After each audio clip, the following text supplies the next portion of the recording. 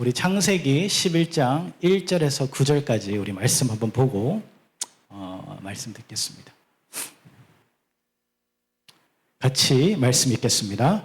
온 땅의 언어가 하나요 말이 하나였더라. 이에 그들이 동방으로 옮기다가 시날 평지를 만나 거기 거류하며 서로 말하자. 벽돌을 만들어 견고히 굽자 하고 이에 벽돌로 돌을 대신하며 역청으로 진흙을 대신하고 또 말하자. 그 탑 꼭대기를 하늘에 닿게 하여 우리 이름을 내고 온 지면에 흩어짐을 면하자 하였더니 여호와께서 사람들이 건설하는 그 성읍과 탑을 보려고 내려오셨더라. 여호와께서 이르시되 이 무리가 한 족속이요 언어도 하나이므로 이같이 시작하였으니 이후로는 그 하고자 하는 일을 막을 수 없으리로다. 자, 우리가 내려가서 거기서 그들의 언어를 혼잡하게 하여 그들이 서로 알아듣지 못하게 하자 하고 여호와께서 거기서 그들을 온 지면에 흩으셨으므로 그들이 그 도시를 건설하기를 그쳤더라. 그러므로 그 이름을 바벨이라 하니 이는 여호와께서 거기서 온 땅의 언어를 혼잡하게 하셨음이니라. 여호와께서 거기서 그들을 온 지면에 흩으셨더라. 아멘. 네. 오늘 말씀은요, 바벨탑 사건입니다. 우리 모두 다 아는 얘기고요. 너무나 쉬운 얘기인데 조금 어렵게 오늘 여러분들과 말씀 나눠보길 원합니다. 저희 교회에서 여태까지 지금 바벨탑을 하는 이유는 저희 교회 창세기부터 저희가 여기까지 왔거든요. 저희 교회 설교에서는. 근데 오늘이 딱 바벨탑 사건의 설교 부분이에요. 바벨탑 사건은요, 여러분들 다 알듯이 우리가 마음대로 우리가 하나 언어였잖아요. 하나 언어였는데 그 바벨탑을 쌓을 때 같이 모여서 자, 우리 이름을 내자. 자, 우리가 한번 잘해보자. 그리고 하늘에 닿아보자. 하나님처럼 되어보자. 그런 마음으로 바벨탑을 쌓았던 사건입니다. 자, 그를 통해서 하나님이 그걸 보시고 바로 뭐 심판하시고 그런 건 아니고요. 보시고 내려오셨다 그러죠. 그들이 어떻게 짓는지. 그죠? 그리고 그것을 보시고 더 이상 그것을 놔두면 안 되니까 언어를 흩으셨다라고 말씀하고 있습니다. 그를 통해서 그 전까지면 해도 하나의 언어였지만 이제는 두 가지 아니고 수만 가지의 언어가 흩어지는 사건이 되었다는 거죠. 네, 그 얘기를 바탕으로 우리가 말씀 한번 나눠보길 원합니다.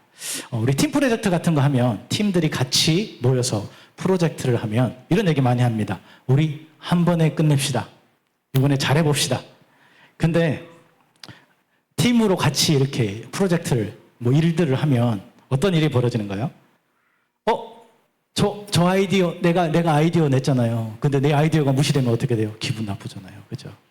그리고 왜 내 말은 안 듣는 거야? 이러면 서로 싸우기 시작해요. 맨 처음에는 오늘 언어와 같이 하나로 시작했는데 결국에는 그 언어가 흩어지듯이 우리가 한 마음으로 또 한 프로젝트를 잘 해보겠다 시작했는데 그 프로젝트가 나중에는 싸움과 분열과 질투와 시기로 변하게 됩니다. 그런 것들을 우리도 많이 경험하게 될 것입니다. 교회에서도 똑같아요. 우리가 하나님 일을 한다 하지만 내 생각이 있고 내 마음이 있고 그것이 받아들여지지 않는다면 우리는 때때로 화도 내고요. 때때로 실망도 하게 됩니다. 왜 그럴까요? 하나의 마음이 아니었기 때문에 그래요. 하나님의 마음이 아니었기 때문에 그렇습니다. 그래서 결국에는 그 소통이 무너지고 언어의 자유가 무너지게 되는 거예요. 그러므로 인해서 하나님의 길을 가야 되지만 하나님의 길을 바라보지 못하는 우리의 모습을 보게 됩니다. 자, 오늘 이 말씀을 통해서 우리가 여러분들과 함께 어떻게 우리가 하나님의 우리 이름보다 주님의 이름을 높일 수 있을지에 대해서 여러분들과 함께 나눠보길 원합니다. 첫 번째는요, 하나됨의 언어를 교만으로 비틀어 자신을 높이려 한 인간의 실상입니다. 여러분도 이런 경험 해보실지 모르겠어요. 어른들은 퍼즐 맞추는 거. 아이들은 퍼즐 맞추는 거 좋아합니다. 퍼즐 막 이렇게 그림 퍼즐 맞춰가지고 크게 사진 같은 거 만드는데 조각조각 채워질수록 뭐라 그러죠? 여러 명에서 같이 시작했는데 애들이 조각을 막 맞추면서 이거 내가 맞춘 거야. 야야야 손대지 마, 내 거야. 이렇게 된단 말이죠. 네. 왜요? 그 퍼즐은 뭐야? 모두 하나잖아, 하나. 근데 하나를 각자 하다 보니까 내 파트가 생겼고 내 거에 대한 소유감이 생긴 거예요. 야, 건들지 마, 내 거야, 내 거. 자, 누가 더 많이 해서 나중에 싸워요. 내가 더 많이 맞췄어. 그죠? 내가 더 잘했어. 이렇게 싸운단 말이죠. 이것이 오늘 바벨탑 사건과 비슷한 이유입니다. 그래서 태초에 하나님은요, 온 땅을 하나로 묶으셨습니다. 그때 사람들은 방언도 사투리도 걸림돌이 아니었어요. 지금도 우리 사투리 있잖아요. 그죠? 걸림돌이 아니었어요. 단어 하나, 눈빛 하나, 모든 것이 그냥 마음이 통했어요. 맨 처음에는. 다 언어가 하나였기 때문에. 그런데 문제는 편리함이 곧 사람들의 숨어있던 교말이 나는 불씨의 호흡기를 달아주게 됩니다. 그리고 소통의 장벽이 사라지자 사람들은 어떻게 해요? 우리가 함께라면 뭐든지 할 수 있어. 소통의 장벽이라는 것은 언어가 하나이기 때문에 우리는 뭐든지 할 수 있어 라는 확신을 갖게 되었고, 그 확신은 금세 나는 하나님 없이도 하나님 없이도 충분히 잘 살 수 있다는 마음이 생각이 듭니다. 그렇게 변질이 되어버린다는 거죠. 자, 한번 생각해 봅시다. 제가 너무 저희 교회 청년들이 저에게 예배 드리면 반 이상의 청년이라서 스마트폰 이런 얘기를 해야 되는데 같이 한번 얘기해 보겠습니다. 스마트폰도 여러분도 하나씩 들고 있을 거라고 생각합니다. 그죠? 자, 요즘에 다 들고 다녀요. 근데 스마트폰 키면 어떻게 단 몇 초 만에 어떻게 되죠? 반대편 친구와 통화도 할 수 있고요. 메시지도 주고받을 수 있습니다. 근데 화면이 쫙 끊기잖아요? 갑자기 인터넷이 안 되잖아요? 그러면 어떻게 되나요? 짜증이 납니다. 그죠? 아이씨, 왜 안 돼? 그죠? 우리 열부터 납니다. 그죠? 왜 인터넷이 안 돼? 왜 핸드폰이 안 되는 거야? 라고 하죠. 자, 기술이 이렇게 발전되는데도 이 정도 속도야? 라고 불평을 합니다. 하지만 우리에게 정말 필요한 질문은요, 뭔가 하면 이 기술을 통해, 하나님이 주신 기술을 통해서 내가 하나님께 맡기신 사랑과 성금의 사명을 더 잘 이루어 나가고 있냐는 거예요. 현실은요, 우리가 SNS 요즘 많이 하잖아요. 유튜브. 우리 어르신들도 다 유튜브 하시는 것 같아요. 요즘에 보니까. 90대 할머니시도 다 유튜브 하시잖아요. 이제 유튜브, 인스타그램, 틱톡 같은 것들에서 우리가 뭐라고 하나요? 좋아요 숫자예요. 팔로워 수를 높이는데 에너지를 많이 쏟아요. 네. 근데 바벨탑 당시 그 당시 벽돌을 구워 올리던 손길과 오늘 우리가 스마트폰을 손길이 별 차이가 없다는 거예요. 둘 다 뭐 하고 있어요? 하나님의 주신 지혜를 우리 이름을 높이는 탑으로 사용하고 있다는 거예요. 그게 모두 닮아 있어요. 성경은요, 노아의 홍수를 통해서 인간의 죄악을 한 번에 말끔히 쓸어버렸다. 그리고 다시 새롭게 되었다라고 기록하고 있어요. 근데 그 죄성이 얼마 지나지 않았고 다시 고개를 들게 됩니다. 어떻게 해요? 홍수의 심판의 생존자의 노아 가족이 새 세상을 열었을 때 그들이 가졌던 신선함, 하나님에 대한 경외함, 하나님 말씀을 놓치면 안 돼 라는 그러한 떨림은요, 세대가 지나면서 점점점 흐려지게 됩니다.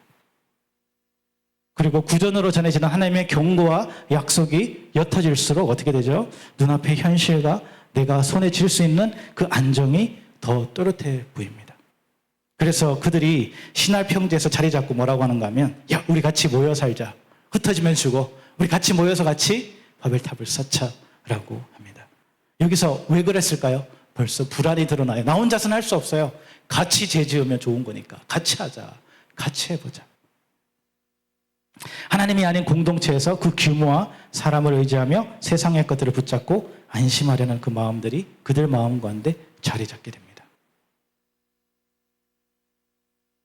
더 놀라운 사실은 그 기술과 자원이 우리는 이렇게 생각합니다. 하나님이 주신 우리가 지금 사용하는 스마트폰 이런 컴퓨터 같은 것들이 우리 인간이 뛰어나서 우리 인간의 지혜가 넘쳐나서 그 기술들이 만들어졌다 생각합니다. 근데 우리 태초로 한번 가봅시다. 태초에 하나님이 천지를 창조하시고 누가 창조하셨죠? 하나님이 우리 인간을 창조하셨습니다. 그럼 우리 머리에서 나오는 건 뭘까요? 우리의 지혜인가요? 하나님의 지혜라는 거죠. 근데 우리는 그것을 내 지혜다라고 생각합니다. 그리고 그 모든 과학과 그 기술들을 뭐 안에 사용해요? 하나님을 위해 사용하는 것이 아니라 나의 삶을 위해서, 내가 조금 더 편한 삶을 위해서 사용한다는 거예요. 오늘 바벨탑과 똑같아요. 하나님이 주신 지혜를 가지고 그전까지만 해도 흙집을 지었겠지만 뭐라고요? 벽돌집을 지었어요. 벽돌 성을 쌓기 시작합니다. 벽돌을 구웠다고 되어져 있어요. 구웠던 기술이 어디서 나왔을까요? 인간들이 자기들이 가진 기술, 자기들이 가진 지식이라고 생각했던 거예요. 그것을 가지고 하나씩 하나씩 쌓기 시작합니다. 그 전까지만 해도 1층의 집만이라도 충분했는데 바벨탑은 2층, 3층, 10층, 15층 올라가기 시작합니다. 지금 우리가 사는 아파트와 똑같아요. 25층, 50층, 100층까지 올라가요. 어떻게 해요? 하나님한테 닿기 위해서, 하늘에 닿기 위해서. 나도 하나님처럼 되고 싶어서. 이것이 우리 인간의 마음이라는 거죠. 그 인간의 마음의 시작은 뭐예요? 바로 우리 가운데 죄로부터 시작합니다. 조용히 우리 삶 가운데 죄가 파고 들어와요. 하나님이 주신 것이 아니라 이제 누가 주신 거예요? 내가 가진 죄야.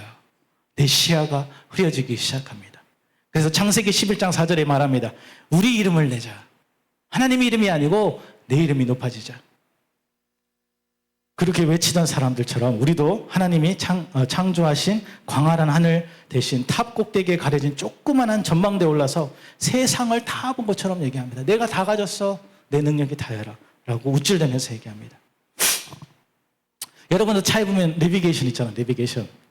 여러분들 저도 옛날에 내비게이션이 있기 전에는 운전을 할 때 보면 맨날 지도를 봤던 기억이 납니다. 지금 장로님들도 다들 예전에는 내비게이션 컴퓨터 없었잖아요. 그러면 맨날 여기서 광주에서 서울 간다 그러면 지도책을 껴놔놓고 열심히 살피고 확인합니다.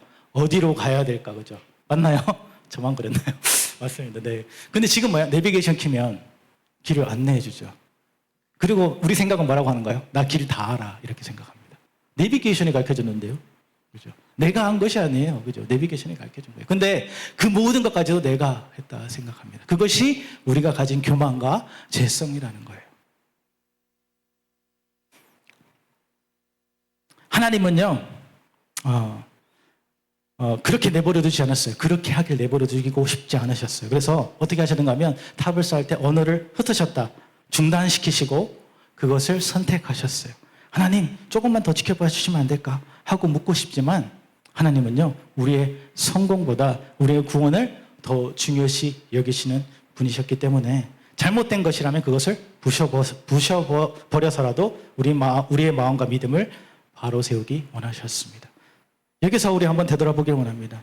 우리는요, 온라인으로 전 세계와 실시간 회의를 하고 번역 앱으로 언어의 장벽을 허물고 스스로 못할 일이 없다 여깁니다. 하지만 그럴수록 우리의 관계는요, 더 얇아집니다. 더 옅어집니다. 마음은 불안해집니다. 왜요? 하나님의 마음이 없어지기 때문입니다. 하나님 없이 우리의 능력이 커져갈수록 우리는 불안해집니다.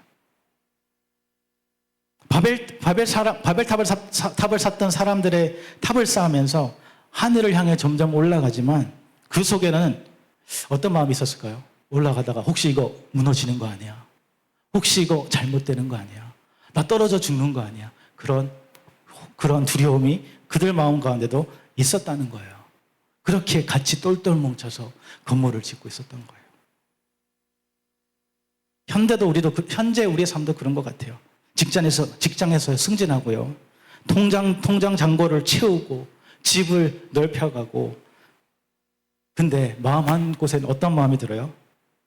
이게 무너지면, 내 돈이 사라지면 어떡할까? 라는 작은 공포가 우리 삶 가운데 있습니다. 그 공포를 잊으려고 우리는 어떻게 하는가 하면 그걸 버리면 되잖아요. 또 열심히 합니다. 더 높은 목표를 세우고 나갑니다. 그죠? 돈을 벌고 더 좋은 자리, 더 좋은 것을 향해 나갑니다. 왜요? 거기서 떨어지면 나는 완전히 추락할 것 같으니까.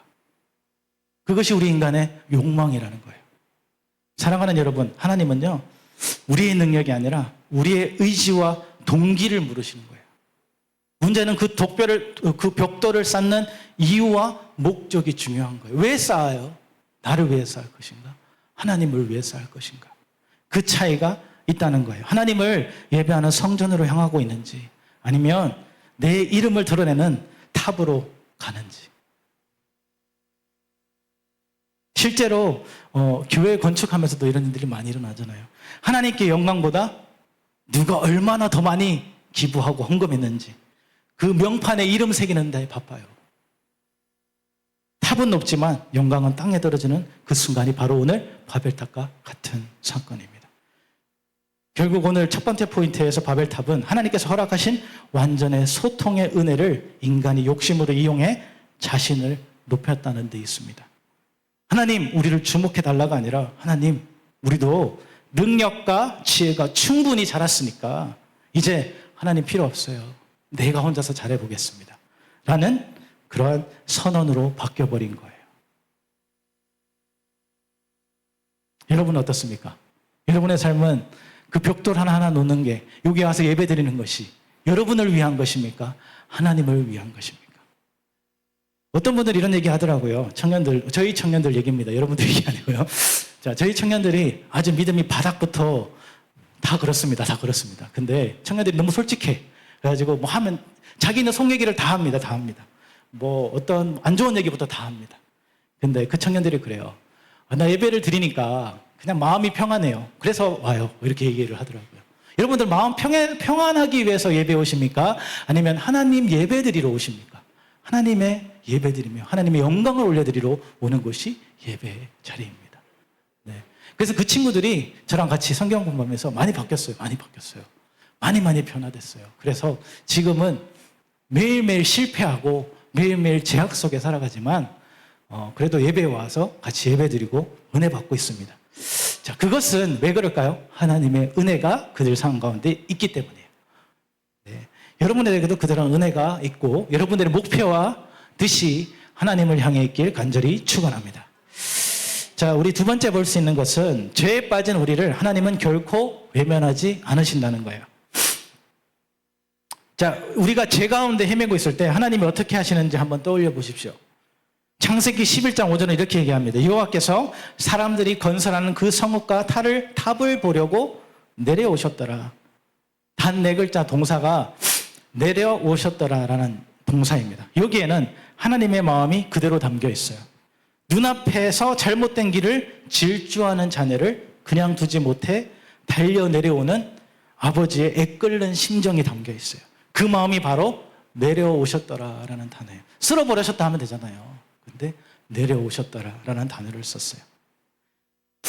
한번 상상해 봅시다. 어느 날 아이가요, 부엌에서 엄마가 이제 칼질을 하다가 도마에 칼을 옆에 내려놨어요. 근데 아이는 모르잖아요. 칼을 잡았어요. 그리고 칼을 어떻게 할까요? 쓸면 되는데 자기 손으로 잡으려고 합니다. 그죠? 그때 엄마는 어떻게 할까요? 안 돼! 내려놔 소리치겠죠. 그러니까 아이에게 겁주는 건 아니지만 소리치면서 막 야단칠 수 있어요. 그죠? 자, 이거는 겁주려고 있죠. 야단치려고 하는 게 아니에요. 그죠? 다치지 않게 하려는 엄마의 마음입니다. 그죠? 아이는 순간 놀라가지고 울음 터뜨리겠죠. 시간이 지나면 그 아이도 알게 됩니다. 엄마가 나를 뭐라고 하려고 한 게 아니다. 그죠? 엄마가 나를 보호하려고 하셨구나. 라는 거 알게 되겠지만 그 당시는 어때요? 엄마가 나에게 화냈어. 엄마가 나에게 소리 질렀어. 그죠? 그런 마음이라는 거죠. 네. 근데 엄마의 마음 한번 봅시다. 엄마는 그 아들을 다치게 내버려 두는 것이 엄마의 마음인가요? 아니잖아요. 하나님 아버지의 마음도 똑같습니다. 우리가 다치고 죄악 가운데 빠지게 그냥 내버려 두지 않으신다는 거예요. 그게 바로 하나님 아버지의 마음이에요. 그런데 우리는 흔히 하나님을 오류만 찾으시는 검사님처럼 죄를 정죄하고 판단하는 판사님처럼 오해하기도 합니다. 또 일이 잘 안 풀리면요, 내가 무슨 죄를 지어서 벌 받나? 이런 생각하는 분들이 있고요. 기도가 응답되지 않으면 어떤 생각하는가 하면 하나님이 화나셔서 내 기도를 안 들어주시나 보다. 이렇게 생각도 합니다. 그죠?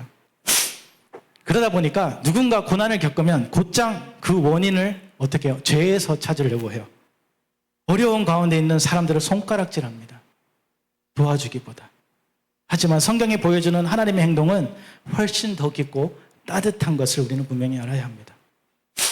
에덴 동산에서 아담과 하와가 선악과를 먹었을 때 하나님이 그들을 찾으시면서 먼저 하신 말이 뭔지 기억하십니까? 아담아, 네가 어디 있느냐? 였습니다. 지적이나 정죄가 아니에요.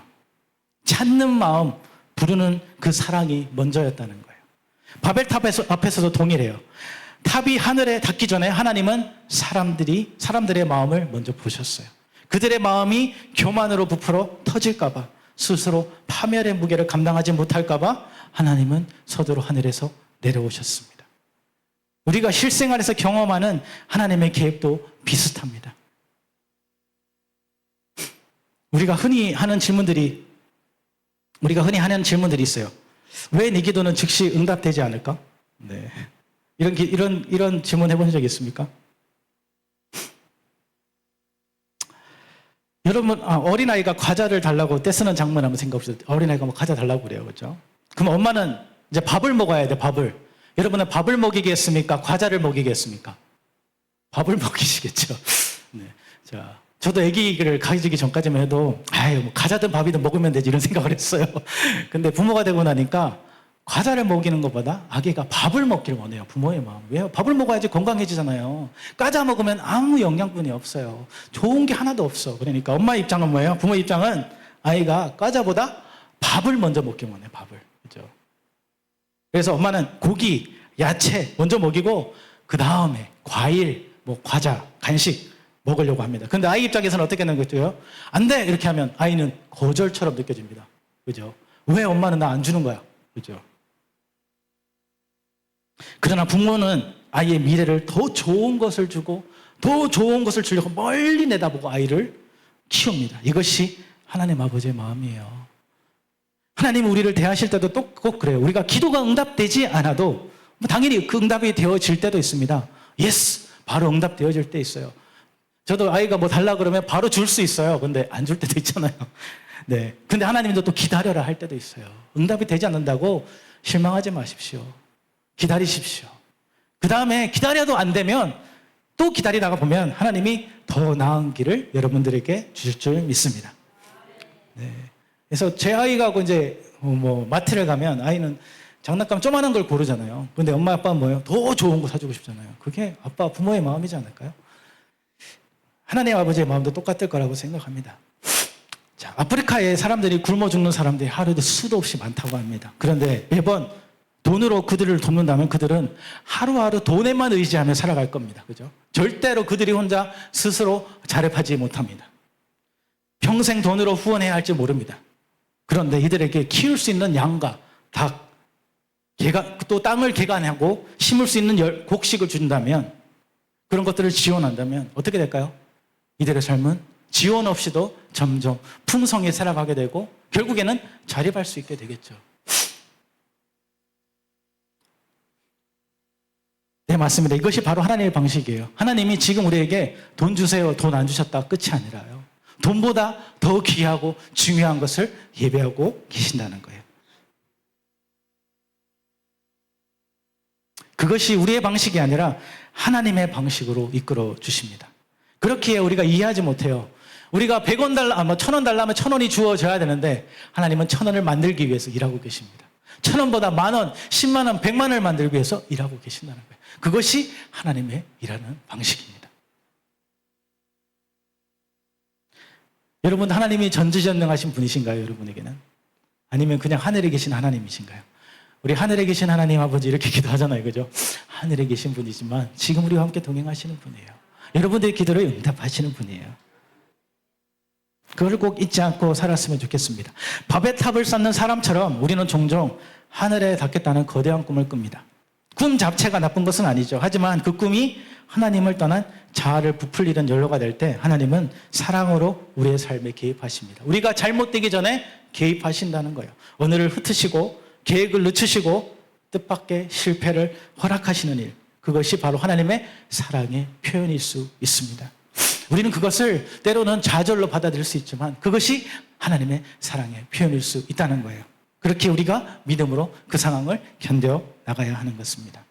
그 과정은 고통스러워요.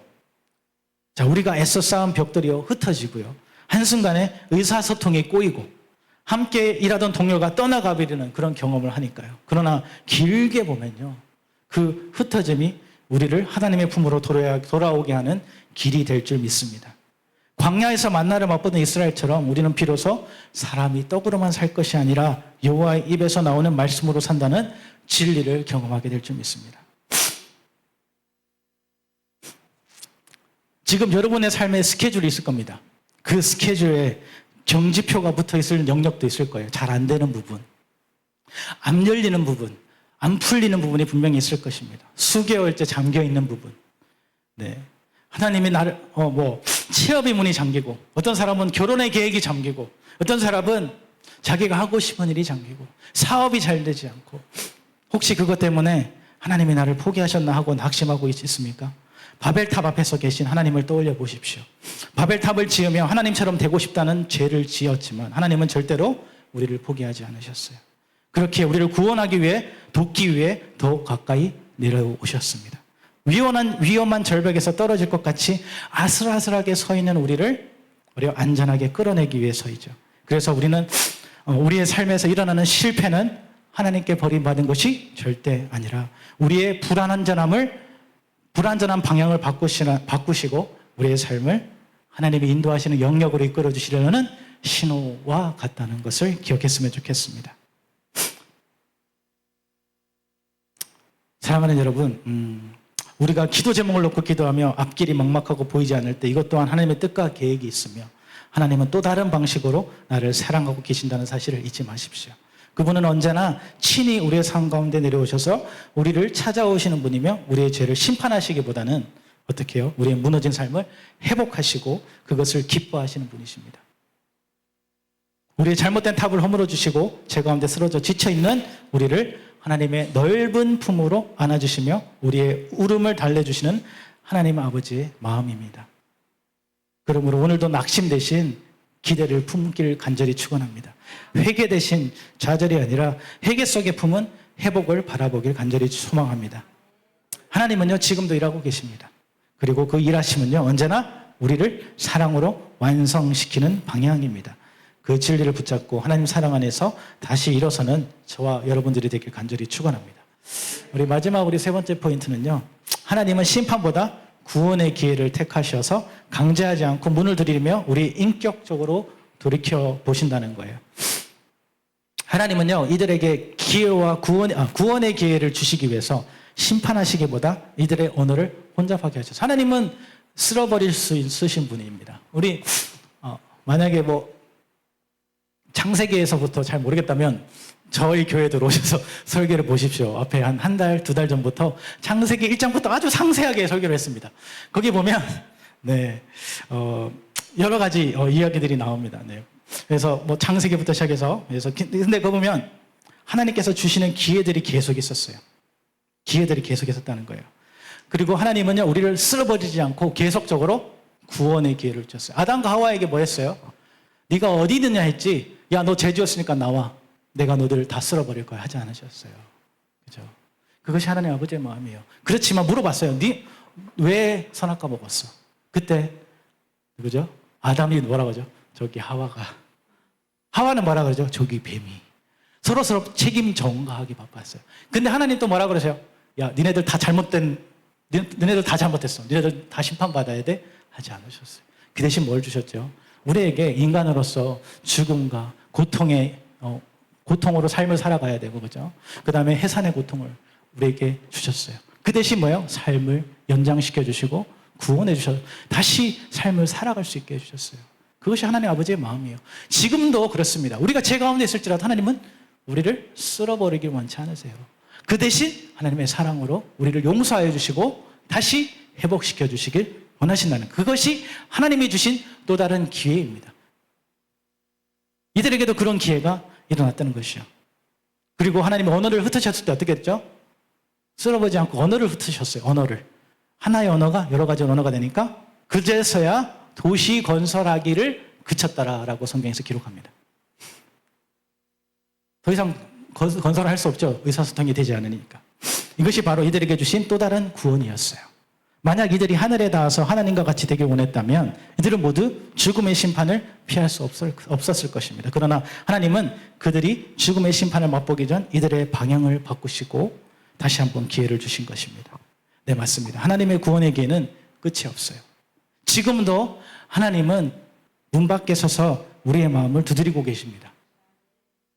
다른 사람들 같았으면 문 열어주지 않으면 어떻게 해요? 문을 쾅쾅쾅 내려치겠죠.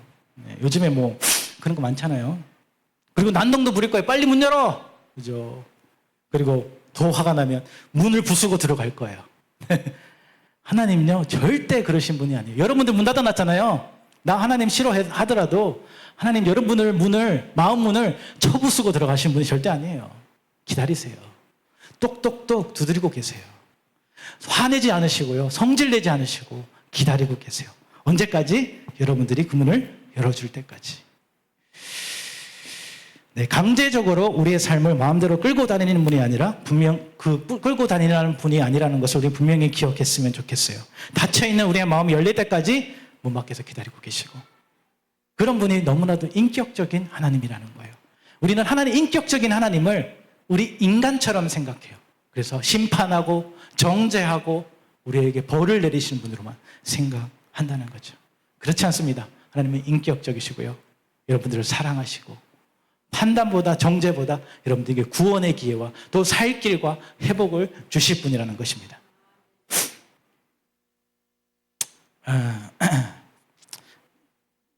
제가 지금 이제 아직까지 섬기고 있지만 야곱의 성교회 청년들하고 매주 목요일 저녁마다 인터넷으로 성경 공부를 합니다. 현장에 오지 않고요, 인터넷으로 성경 공부합니다. 그런데 제가 한 번도 강압적으로 모두들 성경 공부 모이세요라고 한 적이 없어요. 강압적으로 한 번도 한 적이 없어요. 그럼에도 불구하고 이 청년들은 시간이 되면 인터넷에 접속해가지고 하나님 말씀을 배우고 나눕니다. 교회 예배도 온라인이기 때문에 맨날 제가 뭐 문자 해야 될 것 같잖아요. 야, 내일 예배 있으니까 오세요 막 이렇게 할 것 같잖아요. 한 번도 그렇게 전화해 본 적이 별로 없어요. 오든지 말든지 그들의 마음이니까. 근데 와요. 그것이 하나님 은혜지 않을까요? 자, 그런데 하나님은요, 어떻게 하셨는가 하면 제 능력이 아니에요. 제 능력이 아니에요. 하나님은요, 이들의 마음 문을 계속 두드리시고 이들의 마음 문을 여실 때 들어가셔서 그들의 삶을 변화시키시고 회복시키셨던 거예요. 그렇기에 그 청년들이 와서 인터넷으로 접속해서 성경 공부하는 거예요. 하나님이 역사하시고 그들의 삶을 변화시켰기에 그들이 예배를 삼아오게 된 것이라고 생각합니다. 사랑하는 세계비전교회 성도 여러분, 여러분도 마찬가지일 것입니다. 여기에 예배에 강제적으로 잡혀 앉아 계신 분들 계신가요? 네. 우리 인간은요, 완악해서 절대로 누가 이렇게 강제로 끌고 오잖아요? 절대로 이 자리에 앉아 있지 않습니다. 저 밖에 서 있죠. 야, 예배 드리고 오세요. 저는 차 한자에 앉아 있을게요. 네. 그런데 하나님이 우리의 마음을 열어주셨고 그를 통해서 이 자리에 함께 하신 줄 믿습니다. 그런데 하나님이 그래서 이 자리에서 함께 이렇게 예배 드리고 있는 것이 우리의 계획이 아니고 우리의 능력이 아니라 하나님의 계획인 줄 믿습니다. 아무나 이 자리에 앉혀놓으신 게 아니에요. 하나님의 계획과 섭리 있게 이 자리에 함께 예배드리고 있는 것입니다. 만약 이 자리가 하나님을 위한 자리가 아니었다면 진작에 바벨탑 사건처럼 우리 모두 흩으셨을 겁니다. 그러나 이 자리에 모인 성도님들 우리 모두가 하나님만을 예배하기 위해 모였기에 더욱 귀한 자리인 줄 믿습니다. 사랑하는 우리 세계비전교회 성도 여러분, 이 자리에 함께 앉아 예배드리는 것이 바로 하나님의 계획이요 은혜라는 것을 절대 잊지 마시기 바랍니다. 한 마음으로 하나님을 섬기고 한 마음으로 하나님만 이름 높이는 그러한 우리 성도님들이 되게 간절히 축복합니다. 우리 모두가 하나님을 축복된 자녀들이기 때문에 그 축복을 또 누릴 수 있는 자녀들이 되게 간절히 축원합니다. 어떤 상황이라도요, 나를 위해 살아가는 것이 아니라 오직 하나님만을 위해 살아가기 간절히 축원합니다. 여러분들의 있는 바벨탑은 무너뜨리고요, 이제는 하나님을 위해서 살아가고 하나님의 이름을 높이 해 살아가는 사람들이 되어지길 간절히 축원합니다. 우리 같이 찬양하며 나가겠습니다. 우리 같이 일어나서 찬양하겠습니다.